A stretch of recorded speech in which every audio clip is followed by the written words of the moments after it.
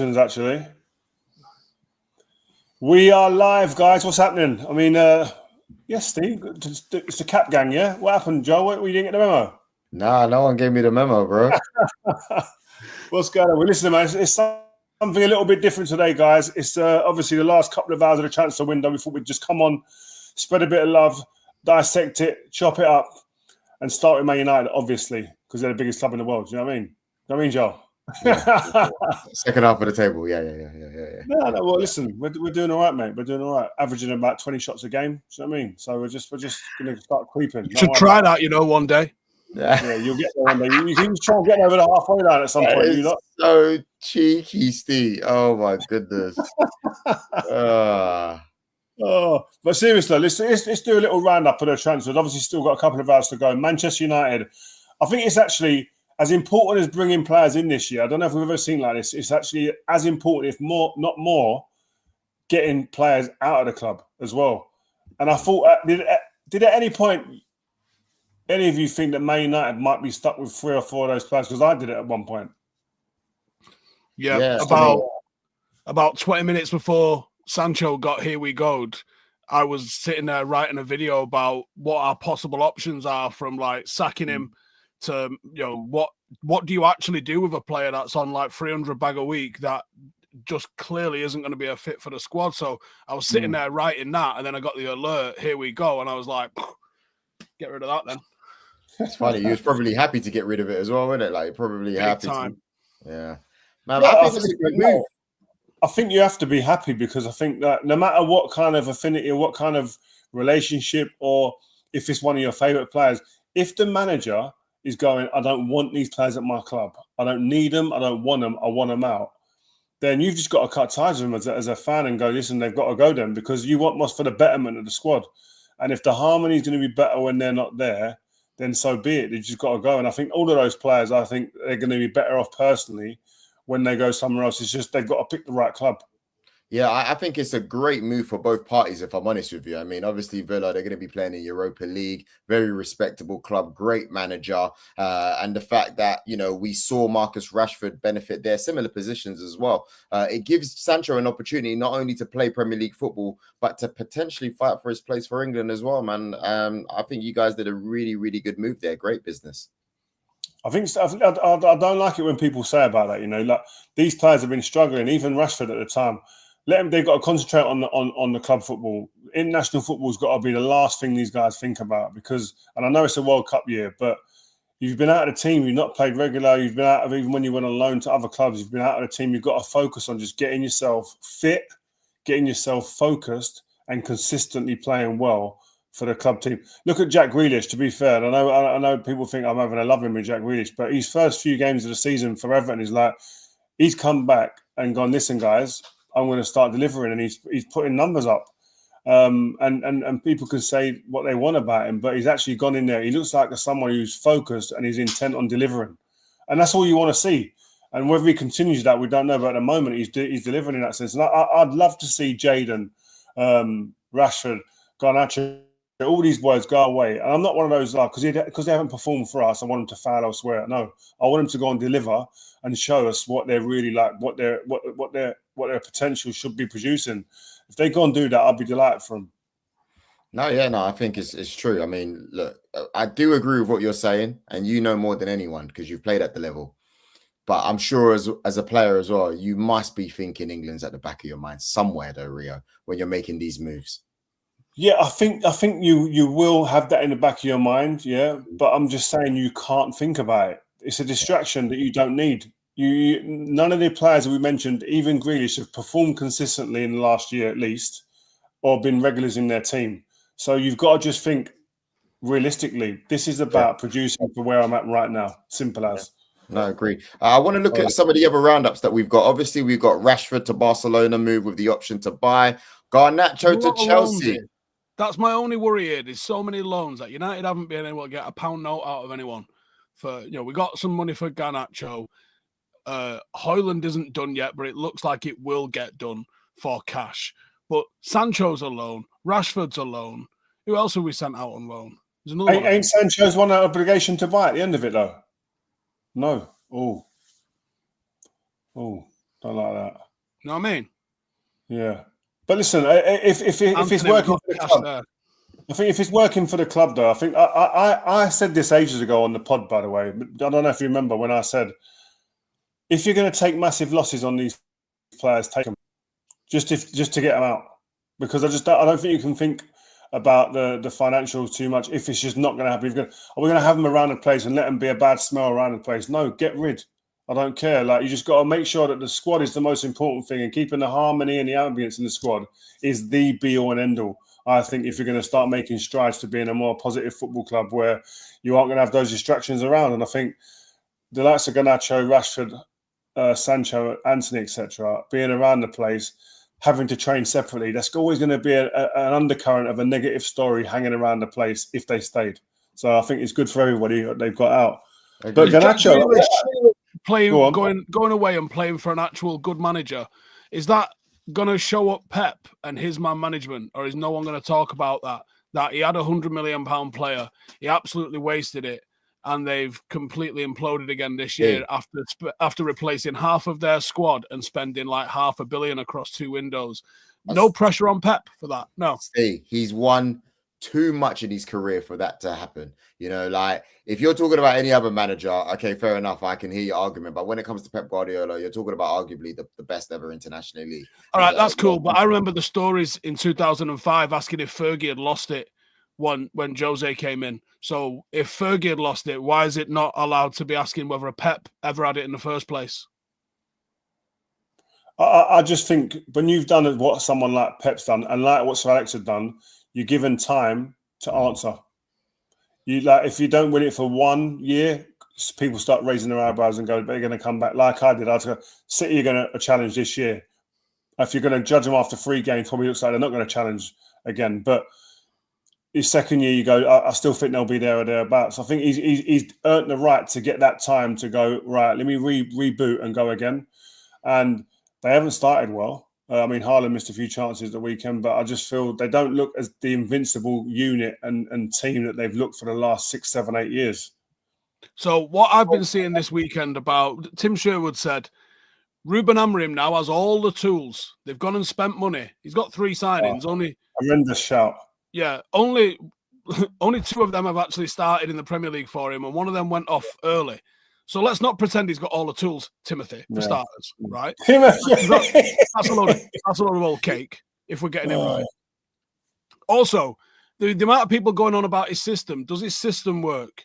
You know, so you're telling me that someone like Pep Guardiola, who every single signing that's at that club has come after him, whose system has had all of the time in the world to be embedded, just because he won stuff in the past, that means that he gets no criticism for what's going on at the football club now? I don't think that's right. Yeah. No, because it means it buys him time, Steve. I see the argument you're trying to make, but we cannot deny that this guy won the treble a few seasons ago. We cannot deny that he's won the Prem like 6 times in 9 years. Let's, like, the Pep Guardiola chat, save it till this time next year if it doesn't work. I think it's more than that. I think it is that. There's 2 elements. It's the fact that it's that Pep Guardiola and Man City have earned the right to be given time. Well, that part of the right to be given time, was that? No, yeah, you can put it how you want it, right? But the bigger thing is that they're a smaller club. You can't judge them by Man United standards. So they're going to be judged differently. They're a smaller club. They haven't done anywhere near as what the Man United have. The history is not the same. It's a different stratosphere. And it's like that from every single club in the Premier League compared to Man United. And I know people are going to say, oh, yeah, it's just because it's United. It's a fact.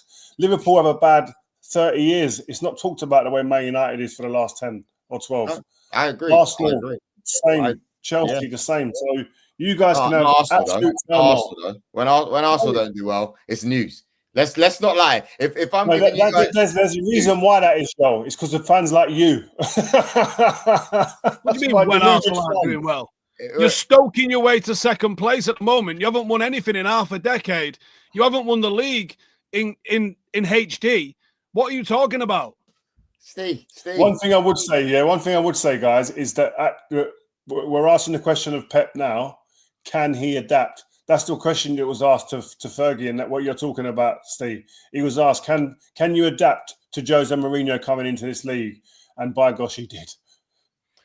Rio, Pep just needs time and money. That's what he needs. Rio, I want to really quickly look at the record sales that Manchester United have had over the years. I mean, obviously, historically, you've sold players, but would you say you guys have been good sellers? You've got Ronaldo at 94 million euros, Lukaku at 74 million euros, Di Maria at 63 million euros, Garnacho at 46.3 million euros. Then it goes down to Beckham at 37.5 and Mkhitaryan at 34, etc., etc. What's your thoughts on Manchester United and their selling ability?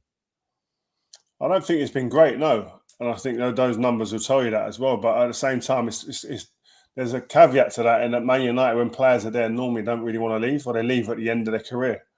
So you're not going to get as big a money. I think there's other clubs that have sold for a lot more money and continually so. What I would say is Man United probably don't sell the young ones as well as Chelsea or Man City, if my mind serves me right. But Man City and Chelsea have got an unbelievable model where they create players for other teams a lot of the time, and they've got a conveyor belt of talent coming out that are now you seeing them playing at Chelsea and other big clubs in the Premier League. From City's academy especially. So that's a big thing where they make big money in the transfer market. But Man United, notoriously, I don't think down the years have been massive sellers. I mean, some clubs are a destination, some are a service station, Joel. Steve's just hitting the nail on the head there.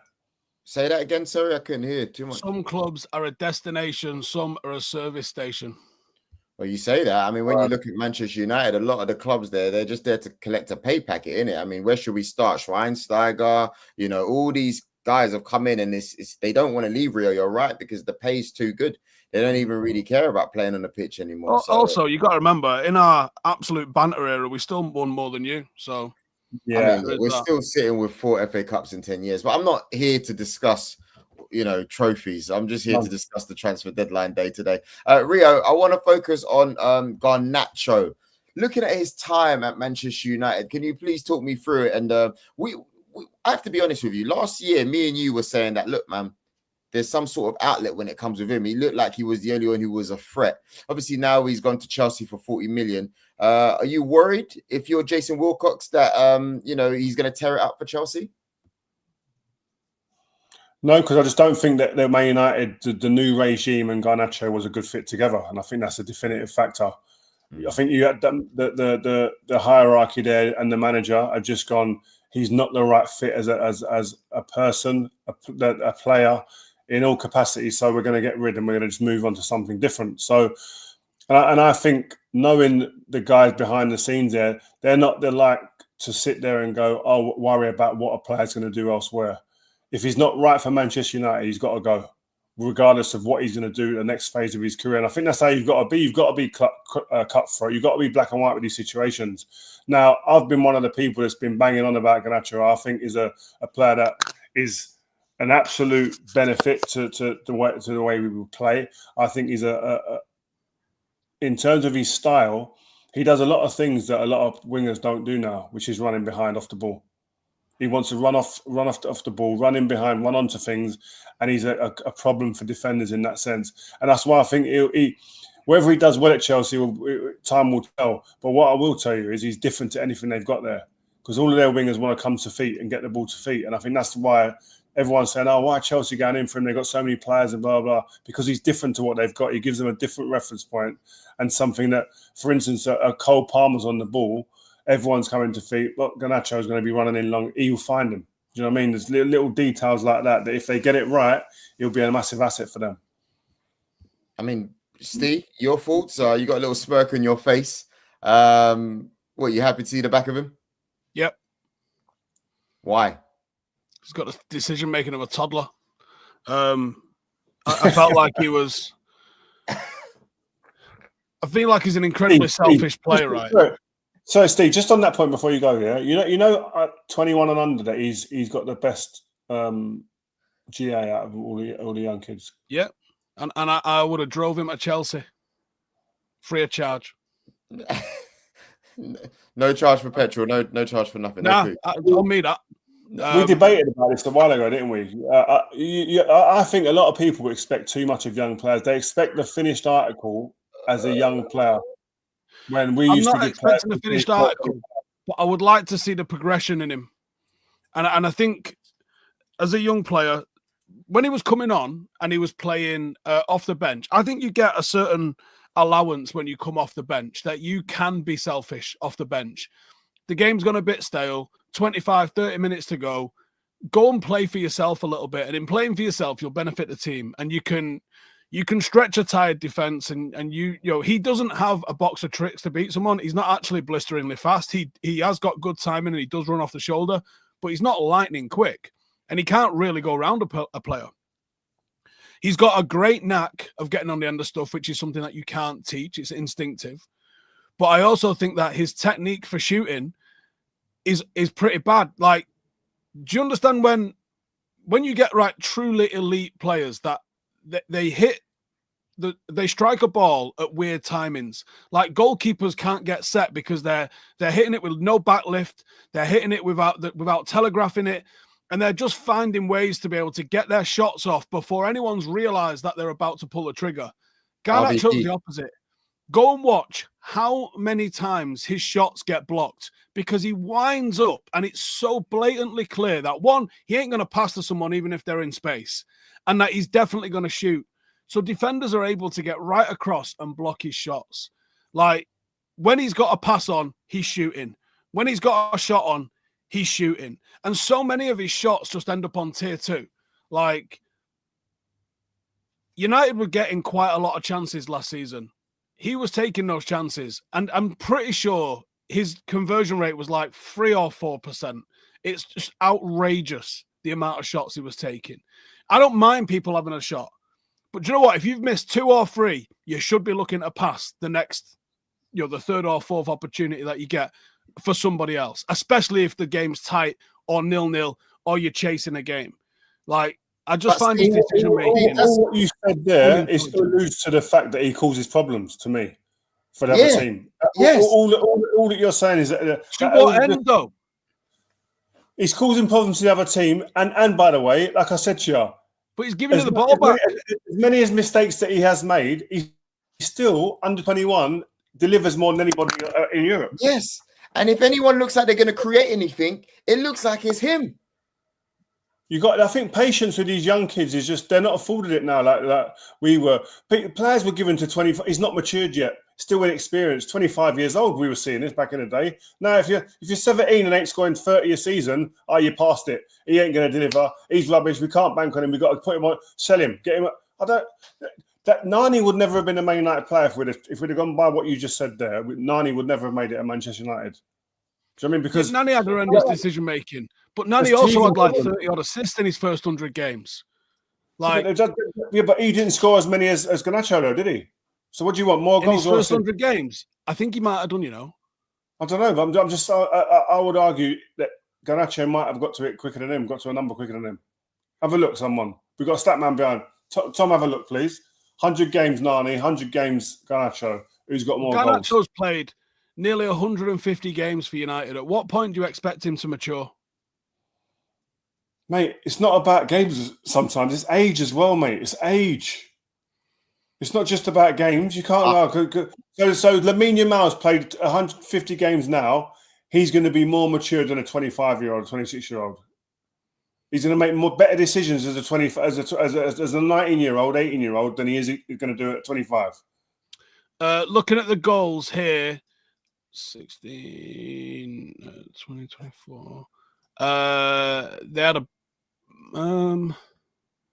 similar. No, I think Nani outscored him. Whilst he's doing that research, yeah, Rio, I think Nani outscored him. How can he benefit Cole Palmer and vice versa? Cole Palmer's going to look even better when he has to play with Atwidge. Steve, man. Hold on, Nani played 230 games and got 41 goals. Garnacho played 144, got 26 goals. It's very similar. Yeah, I think the first lot he outscored him. He definitely out-assisted him because he had 30 odd in his first. He's magic, that. So I remember the stats that people used to pull up with Cristiano and Nani had like 30 some assists in his first 100, which killed Cristiano. I've just seen Ginger Prince has just gone in the chat there. Exactly what he just said is completely right. If Chelsea were selling Garnacho, right, he'd have been sold to us for £80 million. That's true. Do you know what I mean? They would have got 80 million for him. I don't understand how we've gone and got 40 for him. Obviously, you know what it is? The narrative at the club has killed us because he's fell out with the club. They know that he wants to leave. They know Man United aren't going to keep him. They know we need the money. So the narrative has absolutely killed us. Have you heard the rumours about his brother? And I'm going to be very careful and just reference that there are rumours about his brother leaking teams and betting on things to happen in That's games. Allegedly, though, isn't it? That's alleged. We don't know. That's why I'm saying there are rumours, because there are rumours. I can state that there are rumours. And I'm not saying that they're true, not saying that they're false. There are rumours. And I wonder if that's another reason why, if they are accurate, why the club have decided to cut ties and tell him you need to do one. As well as, you know, the way he came out after the final and other things like that. I know you've been in changing rooms where people are a pain in the arse. And he strikes me as a pain in the arse in the changing room. Yeah, I know, but our changing room, like the players would sort that out. This generation ain't that. Like this squad ain't that. They're not at that place now. They're all. This is what people keep saying to me. Are you lot would? No. These guys are in defensive mode, and very in selfish defensive mode. I've got to take care of me and get myself and make sure I protect myself until we get to a place where there's a bit more harmony and the team are doing well. There's none of this like, oh, come on, I'm going to look after you and you. There might be, Bruno might do that to the odd person, or Harry might do that, but I can't see. I said it's all in a protective state of mind right now, I think, at the club, because there's so much toxic behaviour around the club and some bad deep scars that have been sitting there for a while. So I don't know. United, yep, they sell low, buy high. That's where we've been for how long? Rio, a bit of breaking news here. We will stay with Manchester United, but I'm just letting everybody know and everybody watching that we've just got some news in from David Ornstein. The Gay move is in jeopardy. Palace having issues finding replacement. If he goes Liverpool, it's over. It's over. It's a great signing for Liverpool. I've liked Mark Gay for a long time. Rio, get your boots out. You could have a run out for Palace. No, Mark Gay's a top player. I actually talked to him quite a lot. He's a good kid, man. Great kid. Real good, like, family guy. Feet on the ground. Don't get too high or too low about anything. Like, just, and who was it who told? I think it was Jadon Lescott said to me. I think it was Jadon Lescott said that, like, every level he plays that, his game goes to it. Yeah. So when we saw him play for England in a tournament, he don't look out of place at all. Just gets to that level. Don't go beyond it. Just plays to that level. And if he goes to Liverpool, he'll do that again. And I think he'll be they'll have three really top centre-halves then. Konate, again, everyone was saying, Konate looks a bit ropey. You see him against Arsenal at the weekend, he was solid. I know he came off, but he was solid. He had Gyökeres in his back pocket. You got him. I'm the one that tells you that Konate is the man. You forgot? No. Yeah, but I didn't say he's the man. You say he's better. Who did you say he's better than? Who do we have an argument about? Now you're going to switch the narrative and say I said he was better than Van Dijk. I never said that. Who did we have an argument about, though? It was with Jed Spence. It was me, you, and Jed Spence, and we were discussing Konate, and everybody got upset. Like, I don't know. Anyway, but the Gay move is in jeopardy. We will keep you updated on this live as it goes. But yeah, Rio, I want to switch it to the Manchester United goalkeeping situation. So yesterday we did the live, and it looked like Emi Martinez would be, the keeper to emerge for you guys, and it looks like that might not be happening anymore. Reports state that. Say that again, Steve? I'm so glad we're not signing Emi Martinez. Really? Oh, yeah. Well, I'll get back to you in a second on that. I'm just reading it out for the audience. Reports are that you've agreed a 21 million euro fee for St. Lammens, expected to sign from Antwerp, the 23-year-old. He was called up to the senior Belgium squad for the first time in March this year. He's yet to feature for the senior side, but he's played 9 under-21 games. Rio, is this the route you want to go down? Yeah, I'm hearing he's got his huge potential. What I would say is I was all in on Emi Martinez because I just think that his experience, he's got the personality, he's got the character. He plays for Argentina, where the pressure is absolutely immense. Has won a World Cup, was one of the major reasons they won the World Cup, saving the final, big moments, man. Man United need as much personality as they need ability coming through that door, and I think he fits the bill in that sense completely. But we have to wait and see what happens. I mean, they might get both. I don't know. It's It's going to be interesting to see, but I think it's an area where at the moment there isn't much confidence in the building at all. Steve. Are we going to play 4 goalkeepers now? Because that might be how we keep a clean sheet. Steve's mad. Steve, you're mad, you know. That might be how we do it, you know. Which is bold. I'd have to check the Premier League rules. I'm not sure you can do that, but maybe there's a loophole. Listen to your voice note. Carry on for there 1 minute. I think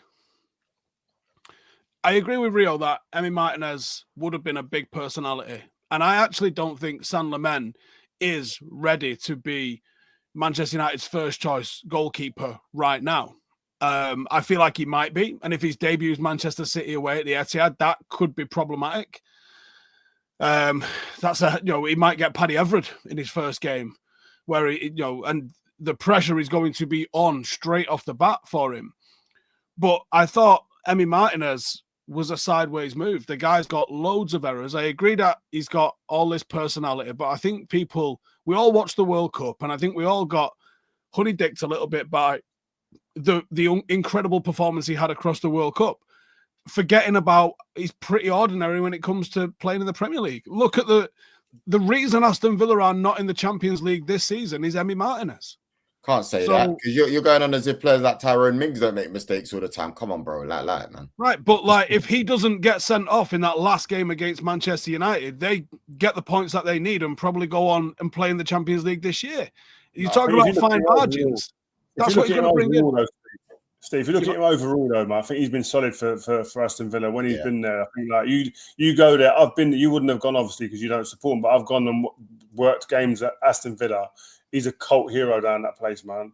I think he'd be a cult hero at Old Trafford because he's off his nut, right? And I got a lot of time for players that are off the nut, but he factually has more errors that lead to shots in the Premier League than Onana does. So for me, I think he's absolutely going to be better on crosses because, like, Onana is Dracula when it comes to crosses, like terrified of him, and so is Bayern as well. By the way, Bayern and Onana, between the two of them, a step ladder and a traffic cone, they couldn't stop a cross. So, like, Emi Martinez would absolutely level us up when it comes to that. But I think just as an overall, I think it's a sideways step. So I don't think that Senne Lammens is ready to come in. I don't think you should be expecting loads from him from the start. I don't know if they're going to try and ease him in a little bit or what. Personally, I'd throw Tom Heaton in for the derby because I think he'll level you up in terms of crosses and command of his area, and then let Senne Lammens take over when it's maybe a bit more of a game that you're not going to be under pressure like that. Just so you know, that voice note was Thibaut Courtois, by the way. Just let me know about Lemmens because he's a Belgian player, isn't he? So he's just giving me the heads up as to what he's like. He said he's a huge talent. Obviously not experienced yet, but he said he thinks his style will be suited to the Premier League, big as well. So that's that recommendation from probably one of the best 3 goalkeepers in the world, Thibaut Courtois. I'm taking that. So listen, I keep seeing people talking about the talent and whatnot, but the problem is, can Man United afford to wait for talent to develop at this point in time? That's the point. That's the question. I mean, don't feel like it, does it? No. And that's what made me think that the Emi Martinez stuff might not have been as accurate. We were clearly in for him. But he's not in that Ineos profile of age and all the rest of it that they say they're trying to sign, is he? Yeah, but you see, like goalkeepers, I think you treat goalkeepers separate. I don't even treat goalkeepers like footballers nowadays. I treat them as separate beings, really, because we got Edwin van der Sar at 34. I didn't know he was that old, you know. I looked at the stats and I didn't know he was that old. Incredible. Yeah. We tried to get him in 99 after Schmeichel went, and Martin Edwards said he'd already shook hands with Mark Bosnich. We could have had him 6 years earlier. But that's what I mean. So, like, Emi Martinez and people going, he's not the profile, is he the right age? Like, these goalkeepers, they play till they're 40 years old. It's different now. So, you're getting a mature, ready-made, Premier League ready goalkeeper. No, it's true. I'd go with that. I'd have been happy with that. But listen, we'll see. We'll see what happens. But what I would say, I said this on the live on the React show we done the other day. Goalkeeping at Man United is hard, man. After Peter Schmeichel, we went through like a load of goalkeepers that end up having, like, Tim Howard had a fantastic career, but just couldn't do it at Man United. Do you know what I mean? You did Roy Carroll, like Ricardo, Thomas Kuszczak, Like even Fabien Barthez, the World Cup winner, came and was still a bit shaky. Do you know what I mean? Did you play with Barthez at United? Already gone by then? Yeah, I played a season. Used to smoke at half time in the toilet. My first game, right? I'm in the changing room, and half time comes, and I'm looking around and going like, "Where's our goalkeeper?" Like the manager's talking and having a deep. So I'm sitting there, I'm catching eyes with people going. He was in the cute toilet, and one of the cubicles just lit one up and just having a fag like that. Was it here in Laurent Blanc? Him and Laurent Blanc, yeah, just having a fag like that. I was like, "Right, this is mad. This Fergie's letting this go on." It was like, what did he say? No, nothing. I didn't even ask. I just started laughing with the lads. Like, is he having a fag in the toilet in the cubicle? And I went and looked over the top, and they're both one sitting down on the toilet, and the other one standing there having a fag. Like, I was like, probably slagging you off.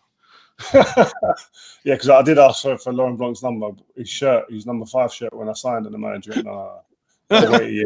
Oh, is that why you ended up with 6 first season? Yeah, my first season I was number 6. But as I signed, I said to the manager, "Boss, just on the shirt numbers. I've just been in the World Cup, wore number 5. Felt really good, superstitious. Can I have the number 5, please?" I didn't know who had number 5. I said, "Can I have the number 5 shirt, please, boss?" And he just kind of laughed and sat back in his chair and went, "Listen, Laurent Blanc's number 5. You're going to have to wait a year for that." No disrespect to Laurent Blanc very quickly, because we all know legendary player. But you know, when you saw him playing at Manchester United when you first went there, did you have the belief you thought, "Oh, I can displace him"? Or what did you think? Yeah, I thought I should be playing straight away. No matter if it's going to be Laurent Blanc in the team or Mikel Silvestri coming out or whoever it was. They paid so much money for me. I knew I was going to play, but I just marveled at Laurent Blanc most days in training. He was an absolute joke. Like in the box, the rondos, megging people. He couldn't move anymore. He weren't fast or physical anyway in his pump. But his timing of passing and he smooth. was unreal. El Presidente is to call him. What a guy! Really? So he gathered a lot of respect from the teammates then, yeah. Oh yeah, you're not a player like him and done what he done. He was a magnificent footballer. He's managing now in Saudi, you know. Oh really? Manages Benzema's team. Oh wow. Yeah. He's a top guy. Okay. So yeah, but he was top, man. Let's move on, man. Let's go to some other stuff. What's going on? What else we got to talk about here? Well, there's quite a lot on the script, but you know, I know that we got to talk about this Isak situation like properly. Like it's over, innit? Where's Ekitike? Ekitike. Yeah, I'm injured in the end. I'm struggling saying that name. How are both of them going to play?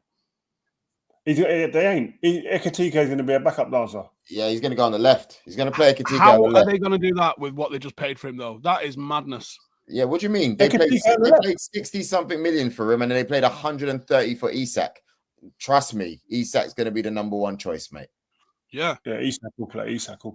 Ekitike will be. But what I would say, Ekitike, every game's looked like scoring goals. He scored, I think, in 2 of the games. Even against Aston, he was the one when they had the ball in the back of your net. He was the one who was involved. He was offside, but he's involved. Like he knows how to get himself in good areas, man. Like you had Nunez before who come on and cut on it at barn door, but Liverpool now have got 2 strikers that you can say that like if one of them ain't playing, the other one's going to do something. And Isak is just like he is, I think, the differentiator. He's the game changer. He's the one that. Because I watched Liverpool even against Arsenal. As much as Arsenal were getting ridiculed for being a bit one-dimensional, I felt Liverpool were as well. Salah was off it. They still Ekitike is still, but he's a nuisance. But there didn't seem like there was the magic, like where Isak, he could do something on his own. He could create something out of nowhere. Obviously, Salah's always your guy, but if Salah ain't doing that, who is that guy who does that for Liverpool at the moment? Wirtz hasn't settled down yet and settled in. They ain't got that like. The kid Rio might be the one if they let him go, because I think he could be unbelievable, right? But he'd be the one who could do that little bit of difference where you go, he put a team off because you can set your team up how you want. He could just unhinge everything. But Isak can do that as well. So Liverpool, man, they got some weapons now, man. If Isak, Ekitike, 416 million in one summer. Yeah.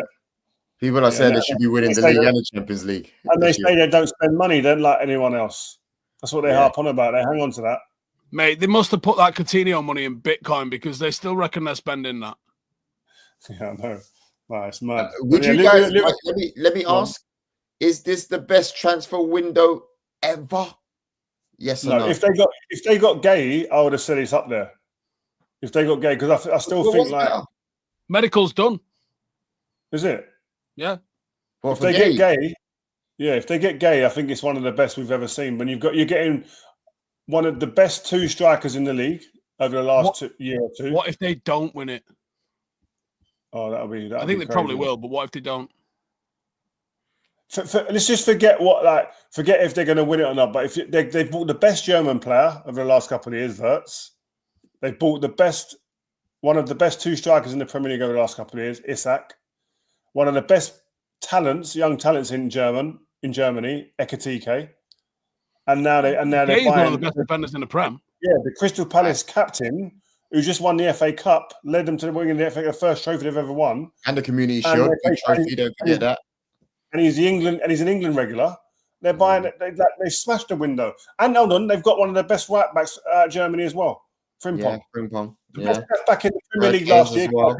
It's mental. It's mental. That's what I'm saying. Is it not the best transfer window of all time? It's up there. It's up there. Why are you saying it's the sort of one that you give yourself when you're playing Footy Manager and you just want to take a piss one summer. That's it. Yeah, it's the one. When are they going to start playing Florian Wirtz though? Because they spent all this money on him. Wouldn't it be nice to see him get a run out? Steve, stop it. He's just started and the boy can ball, man. That dude is missing, Rio. He's on the side of milk boxes. Yeah, but do you think Wirtz is going to be like? Is he going to be £120 million player? Do you think next season? Well, I bet Graham Souness got a lot to say because I know that when Pogba was an £89 million player, he said 4 assists in a game weren't enough. So what are we? 3 games deep, he's got nothing at the moment. I bet Graham Souness has got a lot to say about Florian Wirtz. But again, Steve, this goes back to my point. Yeah, a Man United player gets treated and judged differently to a player that goes to Liverpool and the like. It's just a fact. The smaller clubs don't get the same treatment. They're lucky. I mean, you say that, but Gyökeres's treatment has been a bit, do you know what I mean? Like, people were lining up the 007 stuff before he scored against Leeds. I think the actual Arsenal fans have been harsher on Gyökeres than the actual fans in general. I don't agree with that. I think it's both. I think you're half right. 2 things can be right. I think it's both. Well, has Dijk let him out, has he? Steve is mad. Steve is mad, you know. Oh, mate, Steve cracks me up. I see people talking about Matthijs de Ligt like he wasn't a good signing for Manchester United. I love watching him play me. He's a throwback defender. He's great. Matthijs de Ligt. I really enjoy watching him play at the moment, me. Yeah, he's all right. That's not your signing. To be fair, I'd rather watch a Van Dijk or Saliba vibes type stuff. I'm not saying I don't like that de Ligt, but the style of football, I prefer that style over de Ligt. To be fair, but I actually have been enjoying watching lately. Gabriel. Oh, Rio. So aggressive. Rio, he's actually developed himself to being one of the best defenders in the world, in the world, not in the league, in the world. I watched him against Liverpool the other day, and I was thinking, remember when he come back at me in my DMs on Instagram? Did you tell? Did the people know? The people watching, did they know? I don't know. Well, what happened, right, is he gave away a penalty late on in the season. He gave a few bad decisions like penalties and stuff like that. And I said that to become a top defender, he's got to be less emotional, and and making them rash decisions in them critical moments in games. The sooner he gets out of his game, the more he'll be a better footballer, a better player. And he come back in my DMs going like, I thought like, you've never played the game. That's how you're going on, and I respected you, but the way you're talking about me, it's not fair.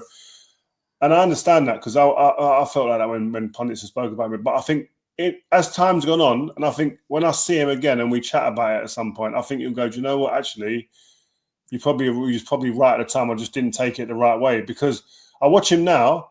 That's the only part of his game that's improved. There's bits have improved elsewhere. Don't get me wrong here, but the bit he's just eradicated silly, rash mistakes. It's true. Which was holding him back. But that comes again. That goes back to my point about Garnacho with Steve. Experience, time, patience with these guys. That's what you need to give them. Let them flourish. You see, Rio, when you see him, just a heads up. Obviously, you might have seen him at the Emirates and stuff, but I saw him out at the PFAs, he's a stern brother, you know, like it's like, and you could tell the energy because you know Van Dijk was there and Salah had the little poke, and he looks like there is a hunger there to want to win something. We just need to get it over the line, man, because until then there is going to be a frustration. And what you need to have in them situations, and I think he's got it, and Saliba's got it as well. And I think more of them need to have it at Arsenal. You need to have a chip on your shoulder. You need to have a chip on your shoulder that's saying, like, I'm going to them events and I ain't smiling up with no one. I ain't friending up with nobody. We need to make this a real war now. I need to hate you. And I think that's what I don't see in the game as much today, which is, again, this is a soap opera era that we played in where there were subplots everywhere. I hated Liverpool. I hated Steven Gerrard and Jamie Carragher. I hated Chelsea when they come with their team. I didn't like them. I hated Arsenal. I liked Arsenal when they were finishing 3rd and 4th and 5th. I didn't mind them. I'd go for coffee with Sol Campbell and Ashley Cole and chat. Same with Liverpool when they were 4th and 5th. It was all right. I didn't like them. But then when they started challenging, I hated them. When someone comes to want what you want and what you want to get hold of, you've got to generate a hatred for them. That's what I felt. And that's when we always felt at our best and our closest, and I had an ability to go and do great things. You have to generate something that's going to give you that bit between your teeth. And I think Arsenal have to find that something. You and Frank Lampard as well. Yeah, I used to room with Frank Lampard. We'd done everything together for years. Didn't speak to him. When Mourinho hit Chelsea, did not chat to him. Just wasn't happening. Go for a coffee. We used to go for a little coffee. Yeah, we used to go for a little coffee or a cup of tea with England, and we're both sitting there thinking, well, I ain't even going to tell you anything. Don't really want to be. We're just doing it for old time's sake. I love that. I love that. Too much pally friends on Instagram. Ooh, well done, bro. I hate it. Social media just made people softer, I think. Because they're all friends. Yeah. Anyway, we want to look at the window roundup, okay? So we want to ask, who's had the worst window? Could it be Brentford? Sold Wissa, sold Mbeumo, who scored 59% of Brentford's league goals. What are we saying? Worst transfer window. Who would you put it down to? Erik ten Hag. That's a cheap shot. Come on, Steve. Just cheap. Got sacked. Yeah. Ten Hag's done a lot wrong at United recruitment wise, and then he's gone and done the same at his next club. He's gone after 2 games, isn't it? Yeah, that's a pretty bad window, no matter how you look at it. No, but what's that about? Because he only got the job in May. There's been about 10 sackings this week. Ollie went, Jose went, Ten Hag's gone. Mate, David Moyes must have been like not answering my phone today.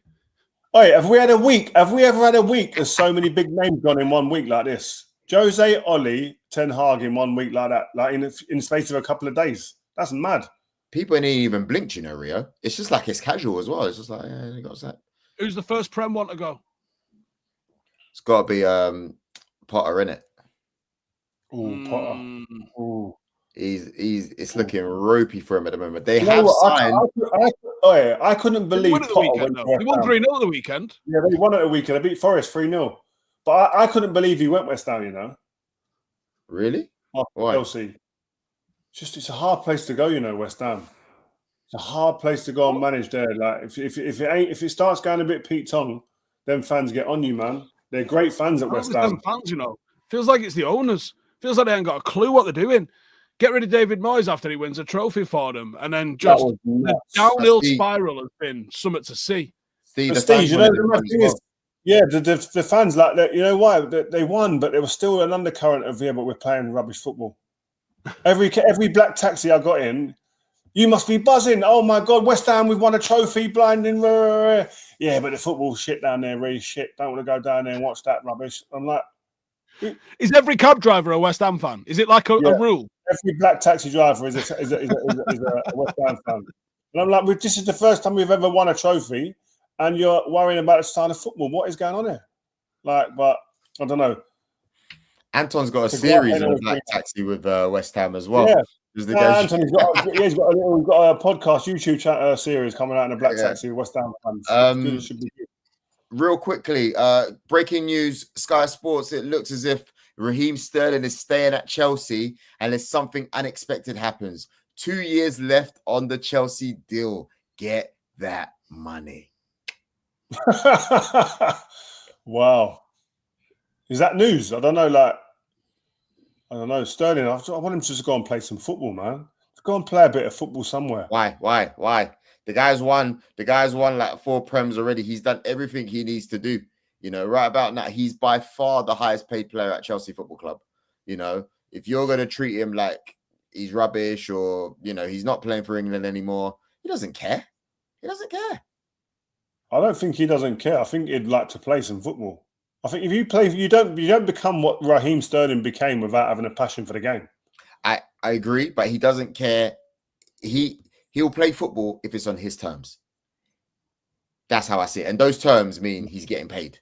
Don't try to lower his wage. He's not having it. He's staying put. And rightfully so, as he should. Depends what you play the game for, innit? I've just had a quick look at the betting odds. Nuno is the favourite to go, which makes sense because him and the owner are just rowing, aren't they? Amorim's the second favourite to go, which, okay. And then Potter is third. But then Glasner. I mean, to be fair, if they lose Mike Gay, that's going to be problematic for them, I think. Who do they go and get to change it? That's the difference. You know what I mean? I don't know who they get to go and change it. Who? Palace? Yeah. To replace him. Who do they get to replace him? I don't know. And I think that's the short-sightedness of everyone when it comes to managers. Look at West Ham. You got to the top of the mountain of what West Ham are really going to achieve with David Moyes. And then what? All right, guys. Whilst you're thinking it, I want to ask you, biggest expectation so far this season? I mean, there's only one, really, right? Biggest expectation? Yeah, for the season. Now that these transfers are going in, it's Liverpool better not lose a throw-in the way they've gone about this summer. It's true. Liverpool can't finish. Liverpool have to win 2 trophies minimum. Major ones? Yeah. Premier League, and one of them's got to be the Premier League. Or Champions League, right? They can't lose the Premier League and just win the Champions League this summer. Who are they going to lose it to? City? No, you lot ain't winning it, so forget that. They can't lose it to Chelsea. Like, there's no one that they could lose it to where you'd be like, oh, yeah, fair one. Nah, they need to win the Premier League. Simple. That's a shout. Best under-the-radar signing? Under the radar. I would need to see the whole list of who's gone where. Yeah. We can do that when the transfer window's finished. I think we're gone for that one because I can't think now. I had it the other day. It might be so far off the top of my head, probably Shaky, I would say, because of the price. He's injured now. He's out for 2 months now. Is he? Oh, 2 months. That's what I saw a report on that. Yeah, but yeah, listen, it's still going off, right?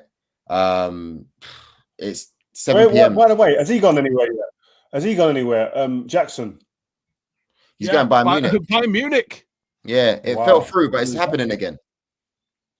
I'll tell you, it'll be a good. I think he'll go under the radar as a good signing. He's going to do. I think he's going to score a lot of goals this year. João Pedro. Oh, that's a wicked signing. Yeah, that's a wicked signing. Are we getting a midfielder, Rio? You've got 45 minutes left. What do you reckon? If we get a goalkeeper, no, I don't think we are. I think we've. I just spoke. Go on. No, I just spoke to Fabrizio Romano, and he literally said United not getting a midfielder. Yeah, I think United, if they're not getting their target, their main target, I think they had probably 1 or 2. Balaba's one of them, obviously, and they had another one. If they weren't available in this window, for whatever reason, I don't think they was going to go and get a downgraded one just to kind of fill the gap. They'd rather wait. So, and the Malacia move has fallen through as well today at lunchtime as well. Oh. Do you know the mad thing is? If the whole set of the bomb squad, Malacia needs to go. If I was Malacia, do you know what I would say? If I was one of those 4 in the bomb squad, so 3 of them are gone now. Malacia's sitting there. Imagine how embarrassing it will be to be that guy walking back in the building. You got to make it happen. You got to make that deal happen. You can't. My pride wouldn't allow me to go back and be in a separate changing room not around the squad, can't train with them. I don't even know if he can eat in the same room as them. Can he breathe in the same room as them? It's so embarrassing, man. You just got to say to your agent, whatever fee you're getting, you need to swallow that up somewhere. Get me out of here. I mean, so the deal's not done. Maybe is it Lecce or someone is saying he might go to now? He was linked with everyone. I did a thingy on Saturday about it. He's been linked with Celtic, Elche, Roma, Besiktas, everywhere. That's mad. That's crazy. Well, guys, are we before we go, just on Arsenal, how are you feeling about Arsenal at the moment? Because I know you was really happy the first day of the season when you beat us, and then after that, and then the Liverpool game. Where are you?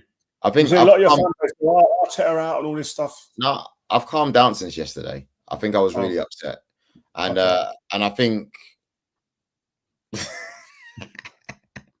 no, I look back at it and I had to think. All jokes aside, and I woke up and I watched the game again this morning really early, and I thought to myself, "Why? It was the worst game of football I've ever seen." But this is it as well, though. I think this is where some grace needs to be had, because as bad as the football was overall, or boring, shall we say, in the first half, Arsenal did very well.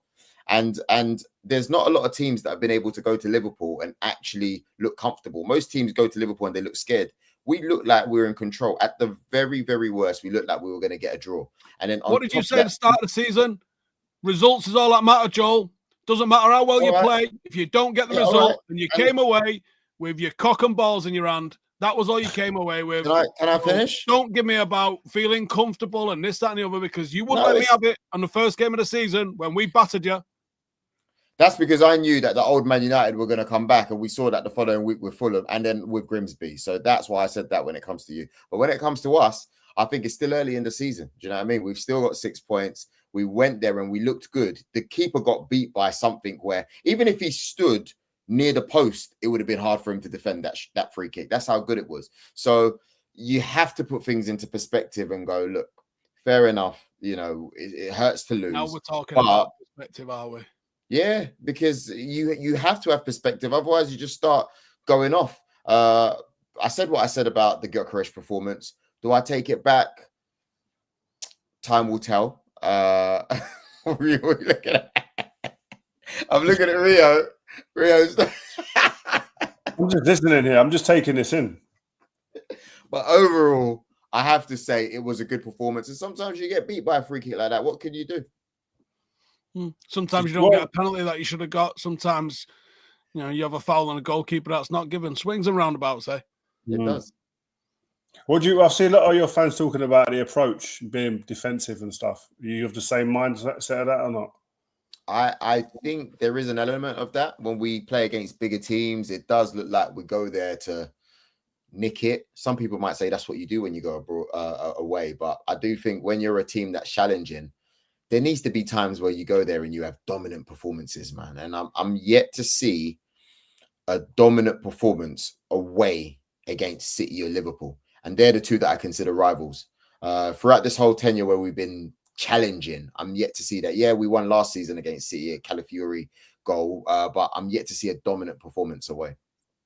I was a bit amazed when I looked at your bench and thought all your creativity was on the bench. Yeah, Eze, Odegaard, and Wary. Like I was sitting there thinking that there's obviously creative players on the pitch here, but they're not all your best ones are off the pitch.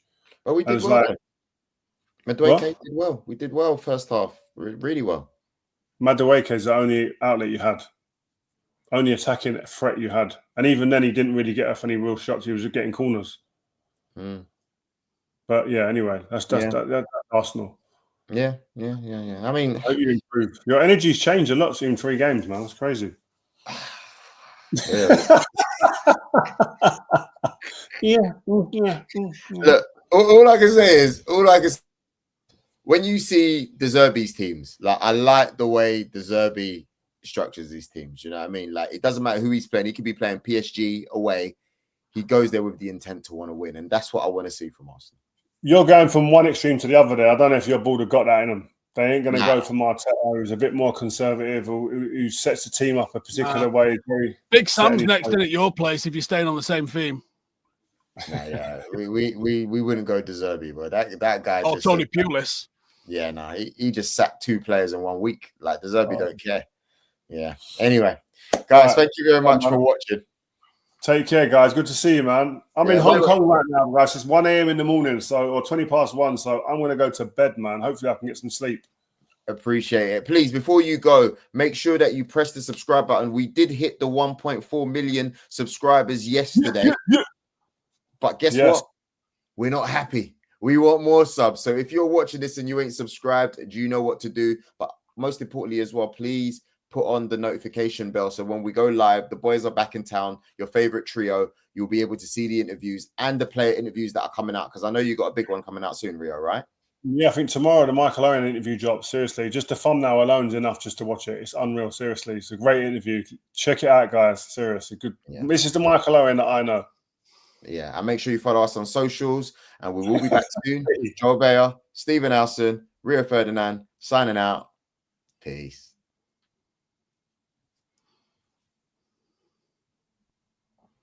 Am I still doing peace?